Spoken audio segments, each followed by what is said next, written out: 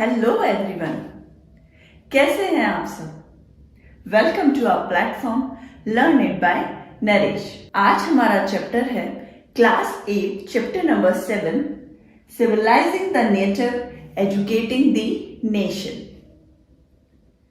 पहले मैं इसको एक्सप्लेन करूं, इससे पहले मैं आपको कुछ डिटेल्स देना चाहती हूं जो हमने कुछ प्रीवियस चैप्टर में पढ़े हैं।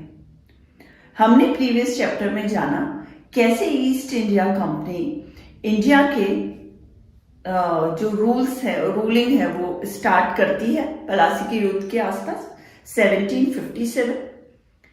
उसके बाद वहां के नवाब्स, इंडिया के नवाब जो हैं, उनकी सारी टेरिटरीज जो उनके अंडर आ जाती हैं, सारी वहां के राजा, इंडिया के राजा जो उनके अंडर में आ जाते हैं। हमारे जितने भी ट्राइबल्स हैं, जो हमारे लोग थे, वो लोग जंगल की तरफ चले जाते हैं क्योंकि उनको उनका रूलिंग पावर, अंग्रेजों का रूलिंग पावर पसंद नहीं आता। और धीरे धीरे क्या होता है, वो लोग फाइनेंशियली बिल्कुल नीचे की तरफ लो होते जाते हैं। बट एक्चुअली में ब्रिटिशर्स का एम यही खत्म नहीं होता। उन्होंने रेवेन्यू कंट्रोल कर लिया, राजा नवाब्स को कंट्रोल कर लिया, वहां के ट्राइबल एरिया को कंट्रोल में कर लिया, मगर फिर भी उनका अब एम क्या है, आगे वो क्या करना चाह रहे थे, उसी पे हमारा ये आज का चैप्टर स्टार्ट होता है। Civilising the native. What is the meaning of civilising? Civilising का मतलब होता है उनको बढ़ाना, पढ़ाना, थोड़ा होशियार बनाना। द नेटिव का मतलब होता है हम जिस जगह पे जिस एरिया में हम रहते हैं, जिस जगह पे हम रहते हैं, उस जगह के रहने वालों को नेटिव बोलते हैं। हम इंडिया में रह रहे हैं, हम इंडियंस हैं, तो हम इंडिया के नेटिव हो गए। अगर कोई भीलवाड़ा रह रहा है, बीकानेर रह रहा है, जयपुर रह रहा है, कुकस रह रहा है, तो वो क्या हुआ, वहां के रहने वालों को हम बोलेंगे वो बीकानेर के नेटिव्स हैं, वो जयपुर के नेटिव्स हैं, वहां के रहने वालों को। सिविलाइजिंग द नेटिव मतलब उनको रंग ढंग सिखाना, रहना सिखाना। एजुकेटिंग द नेशन, एक आप छोटे एरिया को सिविलाइज कर रहे हो तो धीरे धीरे वो नेशन इकट्ठा होते हो तो पूरा नेशन बन जाता है, वही होता है एजुकेटिंग द नेशन। हमने यहां तक देख लिया इम्पैक्ट जो था, अर्ली इम्पैक्ट वो था राजा नवाब ट्राइबल्स पे, पीजेंट्स पे, रेवेन्यू कंट्रोल पे, उनका टेरिटरीज जो था वो उनको अंडर में लेना था। नेक्स्ट हमारा ये चैप्टर मेनली फोकस करता है कि कैसे ब्रिटिशर्स अपना ये मोटिव लेके आगे बढ़ते हैं कि अब जो एजुकेशन पावर है इंडिया की, ऑब्वियसली क्या है, हमारा जो अर्थ है वो दो डिवाइड्स है, पार्ट्स में, ईस्ट और वेस्ट। वेस्टर्न पार्ट कभी भी ईस्टर्न पार्ट का जो एजुकेशन है उसको, उसके लेवल को सोचता है कि हमारा लेवल हाई, ईस्टर्न पार्ट सोचेगा वेस्टर्न वाला हाई। तो ये डिवाइड वाला जो है वो काफी टाइम से चल रहा है, डिकेड्स से, काफी सालों से चल रही है लड़ाई। मगर फॉरेनर जो ब्रिटिशर्स थे वो क्या चाह रहे थे, वो ये जान रहे थे कि इनकी जो पढ़ाई की स्टाइल है, जो स्टडी है, इनका जो मटेरियल है, इनका जो पढ़ने का तरीका बहुत ही ट्रेडिशनल है, साइंटिफिक नहीं है, टेक्निकल नहीं है। हम एंसेंट ट्रेडिशनली स्टडी करते थे उस टाइम। वो उन चीजों से कुछ जो ब्रिटिशर्स थे उनको लगता था ये सही है, और कुछ ब्रिटिशर्स थे उनको लगता था ये चीजें गलत है। इसमें काफी डेकेड्स तक इन लोगों की लड़ाई होती रही। कोई बोलता था सही है, कोई नहीं, कोई रखना चाहता था इंडिया में वही पैटर्न, कोई पैटर्न्स चेंज करना चाहते थे। बट स्टिल क्या होता है वो मैं आगे बताती हूँ। The tradition of orientalism. What is the meaning of orientalism? Orientalism का डायरेक्ट कनेक्शन है ओरिएंटलिस्ट से। Who are orientalist? ओरिएंटलिस्ट कौन होते हैं? ओरिएंटलिस्ट वो होते हैं जो किसी पर्टिकुलर एरिया, ईस्टर्न कंट्रीज की हम बात करते हैं क्योंकि हम इंडिया की बात कर रहे हैं, तो ईस्टर्न कंट्रीज के कल्चर के बारे में, एजुकेशन के बारे में, लॉ के बारे में, रिलीजन के बारे में, इन सब के बारे में वो बहुत ज्यादा स्कॉलर, बहुत ज्यादा पढ़ा लिखा हो उसके बारे में, तो हम उनको बोलेंगे orientalist. The tradition of orientalism, और वो जो ट्रेंड चला उस टाइम ओरिएंटलिज्म का, उसके बारे में ये चैप्टर है बेसिकली। फर्स्ट हम बात करेंगे विलियम जोन्स के बारे में। 1783 का टाइम था। विलियम जोन्स आते हैं कैलकाटा में एज अ जूनियर जज। जूनियर जज के रोल पे वो आते हैं कैलकाटा में। कुछ जो बातें जो इनकी बहुत अच्छी थी, काफी बातें बहुत अच्छी, काफी इंटेलिजेंट थे ये। इनको इंडिया का एंसेंट कल्चर, वो पढ़ाई बहुत ज्यादा अट्रैक्ट करती थी। उन्हें ये लगता था कि ये बिल्कुल परफेक्ट तरीका है पढ़ाई करने का। तो हम इन्हें देखें तो ये थोड़े पॉजिटिव थे इंडिया के कल्चर और ट्रेडिशन के बारे में। विलियम जोन्स कैलकाटा के जूनियर जज सुप्रीम कोर्ट में वो बने। उनके पास वो काफी लैंग्वेज थे। लैंग्वेज मतलब जूनियर जज थे, लैंग्वेज थे। ये सब आप नोट करते जाइएगा। पहले मैं एक्सप्लेन कर दूं, फिर मैं नोट करवाऊंगी। लैंग्वेज का मतलब है कोई आदमी, एक पर्सन जो काफी सारे लैंग्वेजेस का जानता हो, समझता हो, बोलता हो, वो लैंग्विस्ट कहलाता है। We call them linguist. तो ये लैंग्वेज थे। क्यों? क्योंकि इन्हें Greek, Latin, French, English, Persian आती थी, इजीली बोल लेते थे, काफी इंटेलिजेंट थे। और उन्होंने संस्कृत यहां के पंडितों से सीखी थी, इंडिया के पंडितों से। जब उन्होंने कल्चर के बारे में बातें करी, कल्चर के बारे में जानना चाहा, तो उन्होंने क्या किया, धीरे धीरे पंडितों ने उन्हें संस्कृत भी सिखाया। तो वो संस्कृत भी लर्न कर रहे थे इंडिया के पंडित से। काफी इंटेलिजेंट थे ये। हम देखें तो ये थोड़ा पॉजिटिव में हम इनका नाम लेते हैं, विलियम जोन्स का। ब्रिटिशर्स में से एक, कुछ ब्रिटिशर्स में से एक। अब इन्होंने क्या किया, इनको जब समझ में आने लगी चीजें, ये उस आइडियल आप बोल सकते हो, उनकी जो आइडियोलॉजी थी वो ये थी कि इंडिया सही है, तो वो उसके बारे में अच्छी बातें लिखेंगे, अच्छी ही बातें कहेंगे, अच्छी ही बातें सोचेंगे इंडियंस के बारे में। तो इनको ये था मैं उसी तरीके से इन लोगों को पढ़ाऊं, उसी तरीके से मैं इनको आगे बढ़ाऊं जो ये ऑलरेडी ट्रेडिशनली जिस तरीके से चल रहा है, जैसे कि पाठशाला वगैरह में। पहले पाठशाला होती थी, पाठशाला के उसी पैटर्न में मैं रखूं, मगर मैं इनको थोड़ा और आगे बढ़ाऊं, ये इनकी सोच थी। इसीलिए खुद पहले पढ़ रहे थे संस्कृत कि मैं इनके जैसा बनूंगा तभी तो मैं इनको टीच कर पाऊंगा। मैं अगर पढ़ी हुई नहीं होंगी किसी सब्जेक्ट को तो मैं कभी आपको नहीं एक्सप्लेन कर पाऊंगी। तो इनको लगता था मैं पहले उस चीज के लिए बिल्कुल परफेक्ट हो जाऊं, मैं टीचर बन जाऊं उसको पढ़ के, और उसके बाद मैं इन लोगों को उसी बारे में नॉलेज दूं, उसी बारे में एक्सप्लेन करूं, समझाऊं। इन्होंने, इनके ही कुछ फ्रेंड्स थे, दो जो फ्रेंड मान लो, या वो भी एक ओरिएंटलिस्ट थे, वो भी पॉजिटिव ही, हम उनको भी वैसे ही देखते हैं क्योंकि वो भी ये मानते थे कि इंडिया का ट्रेडिशन, इंडिया का कल्चर, इंडिया की एजुकेशन बहुत अच्छी है। वो कौन थे? एच.टी. कोलब्रुक और नथानियल हैलहेड। ये दोनों इनके साथ से सहयोगी थे, इनके पार्टनर्स थे। इन्होंने सेटअप किया था एशियाटिक सोसाइटी ऑफ बंगाल का, एशियाटिक सोसाइटी ऑफ बंगाल का, और एक जर्नल, एक मैगजीन उन्होंने प्रिंट करवाई थी, उसका नाम था एशियाटिक रिसर्चेस। ये बहुत ज्यादा इंपॉर्टेंट है, काफी बार एग्जाम्स में आ चुका है, तो आपको ये बिल्कुल याद होना चाहिए। ये नोट्स मेरे एक्सप्लेन करने के बाद आप आराम से लिख लीजिएगा। इनका सेटअप था एशियाटिक सोसाइटी ऑफ बंगाल का, और दूसरी चीज जर्नल इन्होंने प्रिंट करवाया था एशियाटिक रिसर्चेस। दो चीजें। किन दो लोगों के साथ? कौन थे इनके पार्टनर्स? एच.टी. कोलब्रुक, नथानियल हैलहेड या एन हैलहेड। आप इसको याद करने के लिए लिख सकते हैं, नथानियल हैलहेड पूरा इनका नाम। ठीक है। एक इन्होंने सोचा मैं सेटअप कराऊं मदरसा का। मदरसे जो जानते हैं आप क्या होता है, वहां पे बेसिकली इस्लामिक, अब तो पूरा पैटर्न चेंज हो गया है। पहले और भी काफी लैंग्वेज मदरसे में बताई जाती थी और पढ़ाई जाती थी। उन्होंने कैलकाटा में पहला मदरसा स्टार्ट किया था 1781 में। ये भी काफी इंपॉर्टेंट है। मदरसा कहां था? 1781। किस जगह पे? कैलकाटा में।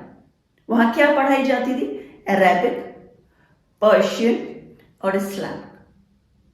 इनके बारे में बताया जाता था, इनका ट्रेडिशन बताया जाता था और इनकी डिटेल्स दी जाती थी बच्चों को। जो बच्चे आते हैं, छोटे छोटे बच्चे पढ़ने के लिए, अभी भी मदरसे होते हैं, तब भी थे।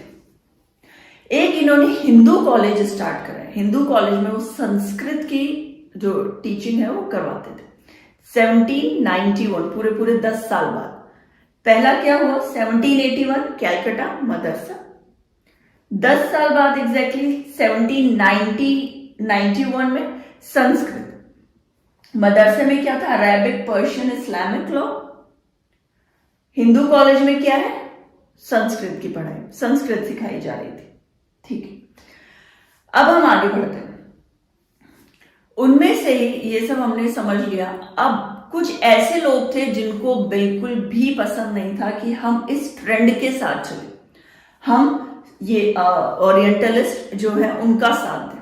वो ये सोचते थे कि ये जो ट्रेंड है, ये जो ट्रेडिशनल, ये एंसेंट पढ़ाई है, जो बिल्कुल बकवास है, किसी काम की नहीं है, ना तो इनमें कोई साइंटिफिक कोई लॉजिक है, ठीक है, और ना ही ये कोई टेक्निकली उनके दिमाग में फिट होता था कि ये किसी भी तरीके से सही नहीं है। सही जो है वो है वेस्टर्न की पढ़ाई।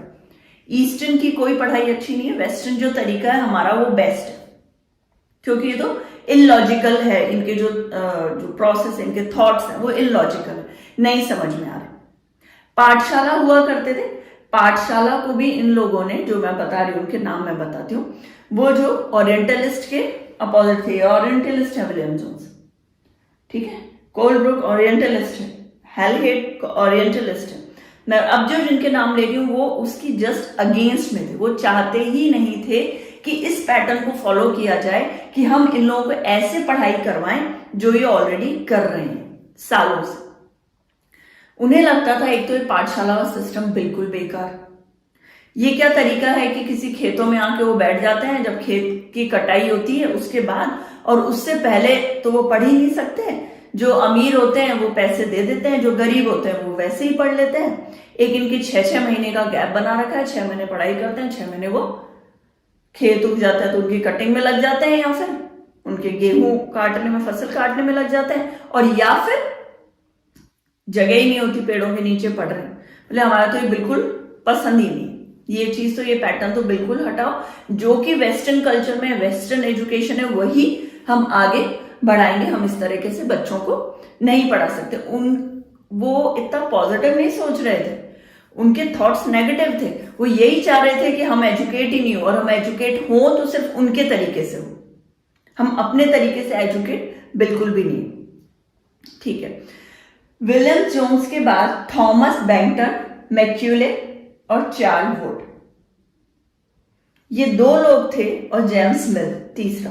ये 3 लोग थे जो इनकी बातों के अगेंस्ट में थे पूरी तरीके से। रीजन, चार्ल्स वुड का तो एक पूरा स्टेटमेंट आया था, ठीक है, गवर्नर जनरल थे ये इंडिया के, तो इन्होंने पूरा स्टेटमेंट निकाल दिया था कि हमको तो ये सिस्टम हटा दो, मदरसे वाला हटाओ, ये जो यूनिवर्सिटीज हैं, हिंदू कॉलेज है, वो सब कुछ बंद करो, हम अपने तरीके से पढ़ाई करवाएंगे, पाठशाला रिमूव करो, 1-2 लाख बच्चे आते हैं, ये ऐसे, ये पैटर्न अच्छा नहीं। मैं इन शॉर्ट आपको बता रही हूँ, लर्न करवाने के पर्पस से कॉलेज, यूनिवर्सिटी वगैरह सब हटवा दिए इन्होंने, ठीक है। और इनको ऐसा लगता था ये जो है ये पैसा वेस्ट हो रहा है, अगर हम इन लोगों को इन सब चीजों में लगा रहे हैं, ऐसे पढ़ाई करवा रहे हैं, तो ये पैसा पूरी तरीके से वेस्ट हो रहा है, किसी के काम नहीं आ रहा है गवर्नमेंट के। प्रैक्टिकल एजुकेशन दो, साइंटिफिक दो, इनका प्रैक्टिकल नहीं है इंडियंस का। इनकी थॉट्स में था इंडियंस बहुत अच्छा करे, इनकी थॉट में प्रैक्टिकल नहीं, साइंटिफिक हो, टेक्निकल हो, ऐसा नहीं चलेगा। तो इन्होंने क्या किया, जो भी इन्होंने सेटअप करवाया था उन सबको चेंज कर दिया, उन सबको हटा दिया, और हटा के क्या क्या बनाए, यूनिवर्सिटीज बनाई जिसमें वेस्टर्न पैटर्न से पढ़ाई करवा रहे हैं। इट मीन्स उन्होंने वही किया जो वो चाह रहे थे। उन्होंने क्या किया, इंडियंस को अपने तरीके से नहीं, खुद के तरीके से पढ़ाना, नॉलेज देना स्टार्ट कर दिया, ठीक है। तो इनका चार्ल्स वुड का ये जो अपने गवर्नर जनरल बन के आए यहाँ इंडिया में, इन्होंने क्या किया कि चेंज कर दिया सब कुछ। इससे पहले हमने पढ़ा था कि कैसे ईस्ट इंडिया कंपनी इंडिया पे ऑल ओवर सेटल हो जाती है और कैसे उनका कंट्रोल हो जाता है रेवेन्यू पे। नवाब और राजा जो थे उनकी जो टेरिटरीज थी वो उनके अंडर में आ जाती है, ऑलमोस्ट सारी ही टेरिटरीज। और कैसे जो ट्राइबल्स होते हैं वो जंगल की तरफ चले जाते हैं। और अब जो उनका नेक्स्ट एम था वो था नेटिव्स के एजुकेशन से रिलेटेड। उसके लिए हमने पढ़ा था कि उनका मोटिव क्यों था, ये था कि वो उनके टोटली उनके कंट्रोल में आ जाए। जो नेटिव थे, इंडियंस थे, वो उनके कंट्रोल में आ जाए, उनकी जो पढ़ाई और एजुकेशन हो वो भी उनके अकॉर्डिंग हो, वेस्टर्नाइज्ड हो। इसका रीजन ये था कि जो आने वाली जनरेशन थी वो उनके अकॉर्डिंग ही अपना जो उनके जो बच्चे थे, जो यूथ हैं, वो सब उनके अकॉर्डिंग, वेस्टर्न कल्चर के अकॉर्डिंग ही उनका जो ग्रोथ हो, डेवलपमेंट हो। तो इसके लिए जो हमारा फर्स्ट टॉपिक है, अब नेक्स्ट टॉपिक के साथ हम स्टार्ट कर रहे हैं part 2, Christian missionaries. Christian missionaries का मैं सबसे पहले आपको मीनिंग बता देती हूँ। क्रिश्चियन मिशनरीज जो थे वो 19th सेंचुरी में आए थे। उनको प्रैक्टिकल एजुकेशन के जो वो थे वो क्रिटिक थे। उनको बिल्कुल भी वो सपोर्ट नहीं कर रहे थे उस एजुकेशन को जो ऑलरेडी ब्रिटिशर्स वो इन्वॉल्व कर रहे थे हमारी जो सिलेबस था उसमें। वो ये चाह रहे थे कि एजुकेशन साइंटिफिक और टेक्नोलॉजी ना हो और ज्यादा से ज्यादा उनको मॉरल एजुकेशन मिले। अब मैं इसका रीजन बताती हूं वो ऐसा क्यों सोच रहे थे। मिशनरीज कौन होते हैं?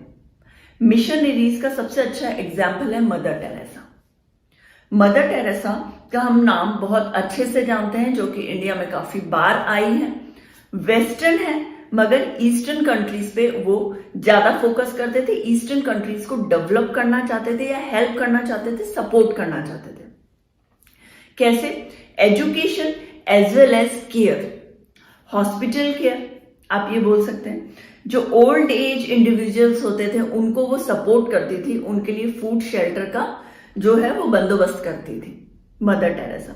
सेम मिशनरीज जो है वो मॉरल एजुकेशन में ज्यादा फोकस करते हैं बजाय कि टेक्नोलॉजिकल और साइंटिफिक एजुकेशन के। ये वाला जो एरा था वो ज्यादातर उसी पे फोकस था, क्रिश्चियन मिशनरीज का, जो कि उनमें क्रिटिक्स आप बोल सकते हो, वो बहुत बड़े क्रिटिक्स थे उस एजुकेशन के जो ऑलरेडी ब्रिटिशर्स हम पर चलाना चाह रहे थे। नेक्स्ट बताती हूं जो टॉपिक है हमारा, लोकल स्कूल। लोकल स्कूल पाठशाला आप बोल सकते हैं, स्मॉल स्कूल्स बोल सकते हैं। तो लोकल स्कूल्स में इसके जो हमारे जो इंडिया में जिन्होंने ज्यादा से ज्यादा उसके बारे में पढ़ा है वो है विलियम एडम। विलियम एडम ने 1830 में इंडिया के इस टॉपिक पे ज्यादा से ज्यादा रिटर्न वर्क दिखाया था, ब्रिटिशर्स को इस बारे में एक्सप्लेन किया था कि बिहार और बंगाल में ऑलमोस्ट 1 लाख के करीब पाठशाला थे उस टाइम। जो पढ़ाई होती थी वो गुरुज कराते थे। बच्चों का कोई फिक्स टाइम नहीं हुआ करता था कि वो मॉर्निंग में 8 to 2 जैसा कि यूजुअली अब है टाइम, ऐसा कोई टाइम नहीं हुआ करता था। बच्चों को एक फिक्स टाइम नहीं था, कोई फिक्स फीस नहीं थी। फीस कैसे दी जाती थी? According to the level.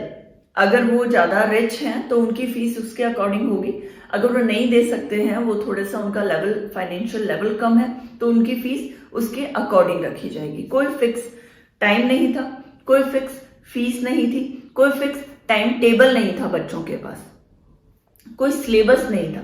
Syllabus in sense her class का बच्चा एक ही ग्रुप में पेड़ के नीचे या मंदिर के या कोई छोटे से घर के बाहर ही पढ़ाई किया करते थे।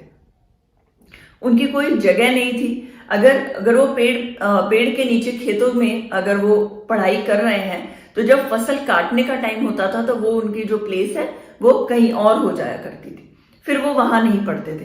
तो कुछ भी फिक्स नहीं था, बच्चे अपने अकॉर्डिंग या गुरु जो है वो अपने अकॉर्डिंग ही बच्चों को टीच कर रहे थे। ये चीज इनके लिए बहुत अलग थी, कुछ ज्यादा ही न्यू थी। कोई सेपरेट क्लास नहीं दी जा रही थी, सब बच्चे एक साथ पढ़ रहे हैं। गुरु जो है वो ही बच्चों को इंटरेक्शन जो है, डायरेक्ट इंटरेक्शन है बच्चों से, गुरुज का, और वो ही उनके अकॉर्डिंग, उनके लेवल के अकॉर्डिंग उन्हें न्यू चीजों की लर्निंग करा रहे हैं। किसने फाउंड किया? विलियम एडम ने। कब फाउंड किया? 1830s। इसके बारे में जानकारी ज्यादा से ज्यादा किसने दी? विलियम एडम ने। ये 2 टॉपिक्स थे। नेक्स्ट, इस टॉपिक में अगर आप जानना चाहो तो ये है, इसमें नाम आएगा पाठशाला और लोकल स्कूल के फाउंडर कौन थे? हमारा आंसर होगा विलियम एडम। कितने सारे स्कूल से बिहार और बंगाल में जो उन्होंने देखा और समझा? अबव 1 लाख, 1 लाख से ज्यादा। नेक्स्ट हमारा टॉपिक आया था, अब जो ब्रिटिशर्स, इसके अकॉर्डिंग इन्होंने जो फाउंड किया, इन्होंने जो सोचा समझा, जितना उनको समझ में आया, अब जो ब्रिटिशर्स है उनका नेक्स्ट स्टेप क्या है, अब वो क्या चाह रहे थे? ये सब सुनने और समझने के बाद उनको लगा जो पाठशाला वाला है जो सिस्टम, उससे इंडियंस बहुत ज्यादा, नेटिव्स बहुत ज्यादा ही फैमिलियर है। हम इसमें एकदम से इसे बंद नहीं कर सकते, इसे हटा नहीं सकते, क्योंकि वो इतने फैमिलियर हैं इस टाइप के एजुकेशन से, इस पैटर्न से, कि वो जल्दी से कुछ नया अडॉप्ट नहीं करेंगे, उनको पसंद नहीं आएगा। तो उन्हें लगा जो चल रहा है पाठशाला वाला सिस्टम, वो हम उन्हें आगे वैसा का वैसा चलने दें। हम उसमें क्या ऐड ऑन कर सकते हैं? हम इसमें ये ऐड ऑन कर सकते हैं कि अब हम new rules, new routine, text book, time table, seats, fees और लर्निंग का जो पैटर्न है वो उसी में ही थोड़ा सा चेंज कर देंगे, एनहांस कर देंगे उसी एजुकेशन को, पाठशाला वाली को। कैसे कर सकते हैं? न्यू रूल्स बना देंगे हम कि फिक्स टाइम होगा, बच्चों का एक फिक्स टाइम होगा, 7 to 1 या 8 से 2, जो भी वो टाइम रखना चाहते वही टाइम हुआ करेगा। एक फिक्स फीस होगी जो हर बच्चों को सेम ही फीस पे करनी होगी, जो कि अब है नॉर्मली, जो अब स्कूल्स में होती है, वही पैटर्न हम अभी जो चल रहा है वो ऑलमोस्ट वही पैटर्न है। न्यू रूटीन होगा, रूटीन लंच ब्रेक इतने टाइम का होगा, इतने पीरियड्स चलेंगे और इतना गैप आएगा, इतने बजे स्टार्टिंग है, इतने बजे एंडिंग है। टीचर्स का जो टाइमिंग होगा वो ये फिक्स होगा, स्टूडेंट का टाइमिंग जो है वो फिक्स होगा। समर वेकेशन, विंटर वेकेशन, सब कुछ उन्होंने फिक्स क्राइटेरिया में किया था। टेक्स्ट बुक प्रिंट होकर आएगी, बजाय कि बच्चे जो सेपरेट लर्निंग कर रहे हैं, सेल्फ लर्निंग कर रहे हैं, ऐसा कुछ भी नहीं है। टेक्स्ट बुक आएगी, सिलेबस बनेगा, उसके अकॉर्डिंग ही हर क्लास में, हर ग्रेड में पढ़ाई चलेगी। फीस का रूल मैंने एक्सप्लेन कर दिया। टाइम टेबल, सीट्स, हर स्कूल में सीट्स फिक्स होगी, इतने बच्चे ही एक क्लास में या एक स्कूल में पढ़ेंगे। सबसे पहले एक क्लास में जो कितना क्राइटेरिया है बच्चों का वो फिक्स किया गया, फिर एक स्कूल का फिक्स किया गया। उन सबको देखने के लिए, उन सबको हेड करने के लिए पंडित रखे गए। हर पंडित 4 से 5 स्कूल्स का इंस्पेक्शन किया करते थे। इंस्पेक्शन कैसे? कौन कैसा रूल चला रहा है, क्या जो हमने रिटर्न में रूल दिए वो फॉलो हो रहे हैं, फॉलो नहीं हो रहे हैं तो उसका रीजन क्या है, अगर कुछ नया हो रहा है तो वो क्या नया हो रहा है, और जो कि टीचर्स उसे एक्सेप्ट कर पा रहे हैं, स्टूडेंट एक्सेप्ट कर पा रहे हैं या नहीं कर पा रहे। इस काम के लिए उन्होंने कुछ पंडित रखे, तो 4 से 5 स्कूल्स का इंस्पेक्शन किया करते थे। वो स्कूल का इम्प्रूवमेंट भी करते थे, उनका जो स्टैंडर्ड है वो कैसे इम्प्रूव हो सकता है, लर्निंग का स्टैंडर्ड कैसे इम्प्रूव हो सकता है, ये सब कुछ उनके ऊपर था। आप ये कह सकते हैं कि हर 4 से 5 स्कूल के वो प्रिंसिपल थे, वो पंडित। उनका जैसे अभी जो हेड प्रिंसिपल करते हैं, वाइस प्रिंसिपल करते हैं, वो उस वक्त पंडित किया करते थे। जब ब्रिटिशर्स ने new routine, new rules, text book वगैरह फॉर्म किया, तो उस वक्त इंडियंस इस चीज के हैबिचुअल नहीं थे। वो इस चीज को इतना जल्दी एक्सेप्ट नहीं कर पा रहे थे कि ये जो इम्प्रूवमेंट ये कर रहे हैं वो अच्छा है या नहीं, वो डिसाइड ही नहीं कर पाए। इनफैक्ट बच्चे, चिल्ड्रन, स्टूडेंट्स जो आते थे वो भी डिसाइड नहीं कर पा रहे थे। उसका ये रीजन था, सालों से, फ्रॉम द मैनी डेकेड्स, वो बच्चे खुली हवा में पढ़ रहे थे, सेल्फ लर्निंग कर रहे थे, जो उस वक्त वो कर रहे थे उसी से वो सीख रहे थे। करके सीखना वाला जो मेथड था वो चलता आ रहा था। अब उन्हें वो एक स्कूल में, एक रूम में, फिक्स जगह पे, फिक्स टेक्स्ट बुक के साथ पढ़ाना बहुत ही मुश्किल हो रहा था, वो उस चीज के हैबिचुअल नहीं हो पा रहे थे। उसके बाद हमारा जो रूटीन, हमारा जो नेक्स्ट टॉपिक है वो है महात्मा गांधी। आपको लगता है महात्मा गांधी इसके फेवर में होंगे? Obviously not. महात्मा गांधी इसके फेवर में बिल्कुल भी नहीं थे। वो ये सोच रहे थे कि इसके जो ब्रिटिशर्स जो सोच रहे हैं उसके थ्रू हम जो ईस्टर्न, जो हमारा कल्चर ऑलरेडी हम सालों से जो फॉलो कर रहे हैं वो डिस्ट्रॉय हो रहा है। हमारी जो प्राइड है वो डिस्ट्रॉय हो रही, प्राइड ऑफ कल्चर डिस्ट्रॉय हो रहा है। उससे उन्हें कुछ अच्छा सीखने को नहीं मिल रहा। It's like a poison for them, according to Gandhi ji. वो ये सोच रहे थे। उन्हें बिल्कुल भी पसंद नहीं आया था वो पैटर्न बच्चों को पढ़ाने का, क्योंकि उसमें फोकस था ज्यादा से ज्यादा इंग्लिश लैंग्वेज का। और ये चाहते थे जो स्टूडेंट है वो हिंदी लैंग्वेज पे ज्यादा फोकस हो, वो हिंदी लैंग्वेज में रीडिंग करें, वो हिंदी लैंग्वेज को ही लर्न करें, संस्कृत या हिंदी को। तो वो इस चीज के लिए बिल्कुल भी सपोर्ट में नहीं थे। उनका मानना था अगर बच्चे क्राफ्ट के साथ सीखेंगे तो बहुत अच्छा सीख सकते हैं। जो वर्क होगा उनका, जो काम होगा वो क्राफ्ट के साथ, क्राफ्ट की चीजें इंडियन, जैसे इन्होंने खादी और इनके लिए ये सपोर्टिव थे, वही चीज इनका उस वक्त भी वही मोटिव था कि बच्चों को इसी तरीके से सिखाया जाए जो इंडिया में ऑलरेडी कल्चर है उसके अकॉर्डिंग, बजाय कि वेस्टर्न कल्चर के। हिंदी में फोकस किया जाए बजाय कि इंग्लिश के। क्राफ्ट सिखाया जाए बजाय कि टेक्नोलॉजिकल, उनको लॉजिक्स देने की। महात्मा गांधी के बाद हम बात करते हैं टैगोर जी का। हमारा नेक्स्ट टॉपिक इन्हीं पर है। रविन्द्रनाथ टैगोर, शांति निकेतन इन्होंने ही सेटअप किया था कैलकाटा में। उस शांति निकेतन का जो सेटअप है, जो ओवरऑल जिस पैटर्न में वो अपना स्कूल या अपना जो वो भवन चला रहे थे, उसी पैटर्न को वो भी फॉलो करना चाहते थे। एक डिफरेंस है महात्मा गांधी और टैगोर जी का, मैं आपको बताती हूं।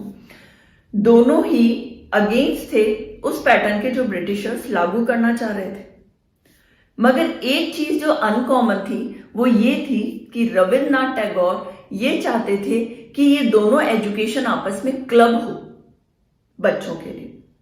वो ये चाह रहे थे कि ईस्टर्न कल्चर और वेस्टर्न कल्चर, जो दोनों ही टाइप के जो एजुकेशन हो, वो एक बच्चे को पूरी तरह से उसके साथ पॉलिश किया जाए, बजाय कि एक कल्चर के, बजाय कि वेस्टर्न सिर्फ ओवरऑल वेस्टर्न हो या फिर ओवरऑल ईस्टर्न हो। वो ऐसा नहीं चाह रहे थे।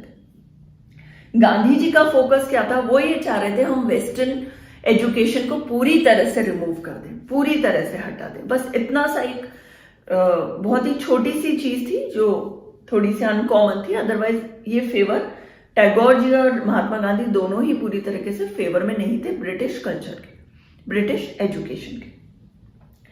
टैगोर जी का जो मोटिव था वो ये हुआ करता था कि ये जो स्कूल का पैटर्न है वो कोई प्रिजन नहीं है बच्चों के लिए, एक जेल नहीं है। उन्हें खुली हवा में, जंगल के नीचे या फिर किसी खेत पे या फिर ऐसे एरिया में जो दूर दूर तक नेचर हो, वैसी जगह पे पढ़ाना ज्यादा अच्छा रहता है। क्योंकि बच्चे जो है उनका माइंड भी इतना फोकस करता है, कुछ हम नई चीज सिखाते हैं, बजाय कि आप बंद कमरे में 3 या 4 घंटे नहीं बिता सकते। आपको किसी खुली जगह पे छोड़ दें, किसी गार्डन पे छोड़ देंगे तो आप 100% 2 से 3 घंटे बिता पाओगे, बजाय कि एक बंद कमरे में रहने का। सफोकेट हो जाती है वो जगह, अच्छा नहीं लगता। हमें लगता है अगर कुछ सोचना है, कुछ देखना है, तो हम चाहेंगे कि हम थोड़ा बाहर जाए। इतने घंटे हम एक छोटी सी जगह में सफोकेट हो जाते हैं। उनका ये मानना था। वो ये सोच रहे थे जो फीस था, फीस भी है बच्चों के अकॉर्डिंग, जो हम पैटर्न यूज कर रहे थे उसी पैटर्न से फीस ली जाए बच्चों से। सेल्फ लर्निंग, बच्चे खुद एक्सप्लोर करें चीजें, बाहर जाए, वो देखें। अगर हम किसी मैथ्स या साइंस के कोई लेसन उनको पढ़ा रहे हैं तो प्रैक्टिकली उसको इन्वॉल्वमेंट हो बच्चों का। अगर आप नेचर या प्लांट या सनलाइट के बारे में पढ़ा रहे हो तो प्रैक्टिकली इन्वॉल्वमेंट हो, वो उस जगह पर हो, सन भी उस जगह पे हो, सनलाइट उस जगह पे हो, पेड़ उस जगह पे हो, प्लांट्स उस जगह पे हो, बजाय कि आप उसको एक बोर्ड दिखा रहे हैं और उनको रिटन मैटर में एक्सप्लेन कर रहे हैं। वो इस चीज के फेवर में नहीं थे बिल्कुल भी। उन्हें लगता था या तो आप कंबाइन कर दो वेस्टर्न और ईस्टर्न कल्चर को, या फिर आप ईस्टर्न ही रहने दो, मगर फोकस करो कि वो सेल्फ लर्निंग करे, खुद से लर्न करे। शांति निकेतन वाला पार्ट भी मैंने बता दिया, कैलकाटा में है। जो मेन पॉइंट्स हैं वो यहाँ पे जो मैंने लिख रखे हैं ये मेन है। आप अगर लिख लेंगे, नोट कर लेंगे किसी रजिस्टर में, तो 100% कैसा भी क्वेश्चन आएगा तो आप उसको कर लेंगे। लास्ट वाली क्लास में भी मैंने आपको ये पूरा बोर्ड पे जो लिखा था वो इंपॉर्टेंट है। अभी भी जो कुछ आंसर क्वेश्चंस हैं वो मैं आपको वर्बली बता देती हूँ। सबसे पहला वर्ड जो हमने याद किया था वहां, लैंग्विस्ट। लैंग्विस्ट का मतलब क्या होता है बच्चों? लैंग्विस्ट का मतलब होता है कोई भी इंडिविजुअल, कोई भी पर्सन जो एक से ज्यादा लैंग्वेज के बारे में जानकारी रखता हो, उसे बोल सकता हो और समझ सकता हो। उसका सबसे अच्छा एग्जाम्पल था विलियम जोन्स का। नेक्स्ट वर्ड था ओरिएंटलिस्ट या ओरिएंटलिज्म। ओरिएंटलिस्ट कौन होते हैं? ओरिएंटलिस्ट मेजरली वो लोग होते हैं जो ईस्टर्न कल्चर के बारे में और ईस्टर्न एजुकेशन के बारे में लर्न करते हैं, नॉलेज रखते हैं, उस बारे में समझते हैं और लिखते हैं। हम उन्हें बोलते हैं ओरिएंटलिस्ट। ओरिएंटलिस्ट थे विलियम जोन्स। उन्होंने सेटअप किया था एशियाटिक सोसाइटी का। कहां पर? बंगाल में। और एक जर्नल, एक मैगजीन स्टार्ट की थी, एशियाटिक रिसर्च। वो किसके साथ की थी? उनके जो फ्रेंड्स थे या उनके जो कलीग थे, आप मान सकते हैं। वो कौन थे? एक वर्ड है नैथानियल का, जो कि आपको बहुत अच्छे से याद रखना है, और सेकंड वर्ड है कोलब्रुक। आप इतना भी याद रख लेंगे तो आपके लिए काफी है। हेनरी थॉमस कोलब्रुक के अलावा अगर आप कोलब्रुक और नैथानियल भी ऐड कर लेते हैं अपने दिमाग में इस वर्ड के साथ, एशियाटिक रिसर्च या एशियाटिक सोसाइटी में, तो आपको काफी याद हो जाएगा। जेम्स मिल जो कि अगेंस्ट में थे विलियम जोन्स के, वो बिल्कुल भी नहीं चाहते थे कि विलियम जोन्स इस कल्चर को आगे बढ़ाए, ईस्टर्न कल्चर को आगे बढ़ाए। उनके लिए इंडिया एक अनसिविलाइज्ड कंट्री थी, जिसको वो सिविलाइज कर सकते थे सिर्फ वेस्टर्न एजुकेशन से। नेक्स्ट मैकियावेली, जो कि इंग्लिश लैंग्वेज को और इंग्लिश एजुकेशन को ही प्रमोट कर रहे थे। ये था हमारा लास्ट वाला टॉपिक और उसके कुछ शॉर्ट क्वेश्चन आंसर्स। मैं होप करती हूं आपको बहुत अच्छे से ये चैप्टर समझ में आ गया होगा।